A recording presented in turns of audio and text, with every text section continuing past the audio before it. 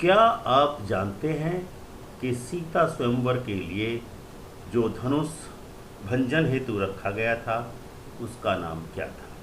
किस कारण से उस धनुष का निर्माण किया गया था? जनक जी को वह धनुष कहाँ से प्राप्त हुआ था? किस देवता या संत अथवा ऋषि ने वह धनुष जनक जी को कब, क्यों और कैसे प्रदान किया था?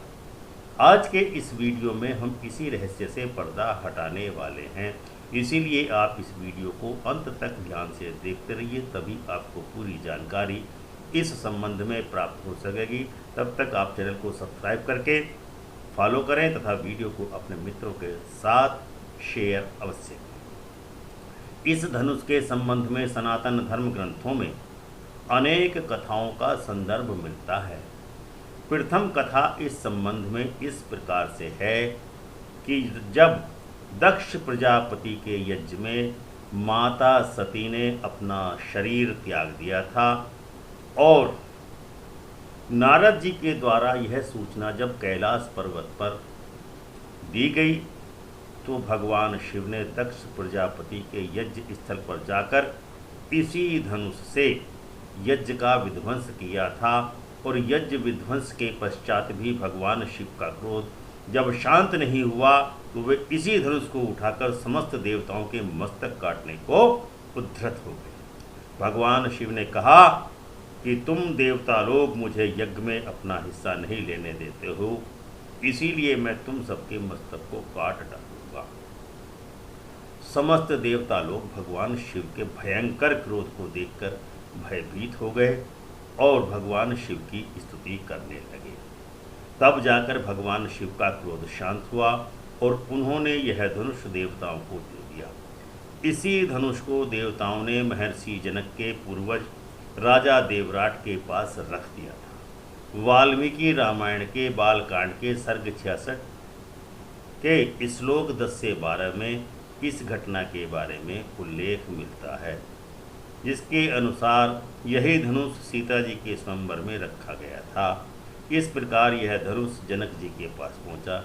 इसके अतिरिक्त आनंद रामायण के अनुसार सार कांड सर्ग 3 के अनुसार परशुराम जी ने ही जनक जी को यह धनुष प्रदान किया था। विश्राम सागर के रामायण खंड के अध्याय 6 में एक कथा आती है जो इस प्रकार है। भगवान शिव के इस पिनाक नामक धनुष के संबंध में जनक जी एक बार तपस्या कर रहे थे भगवान शिव के लिए। तब भगवान शिव ने प्रसन्न होकर के उनको दर्शन दिया और राजा जनक से कहा कि तुमने मेरे इष्ट के अर्थात भगवान राम के दर्शन का जो वरदान मुझसे मांगा है वह तुम्हें इस धनुष के माध्यम से प्राप्त होगा। ऐसा कहकर भगवान शिव ने दो धनुष जो कि एक दूसरे में वलयीकृत थे, उनमें से एक धनुष जनक जी को दे दिया और कहा कि इसी के प्रभाव से तुम्हें मेरे इष्ट अर्थात भगवान राम के दर्शन होंगे। इस प्रकार इस दूसरी कथा के अनुसार जनक जी को यह धनुष भगवान शिव ने स्वयं ही प्रदान किया था। भगवान शिव के इस धनुष के दोनों कोनों की नोक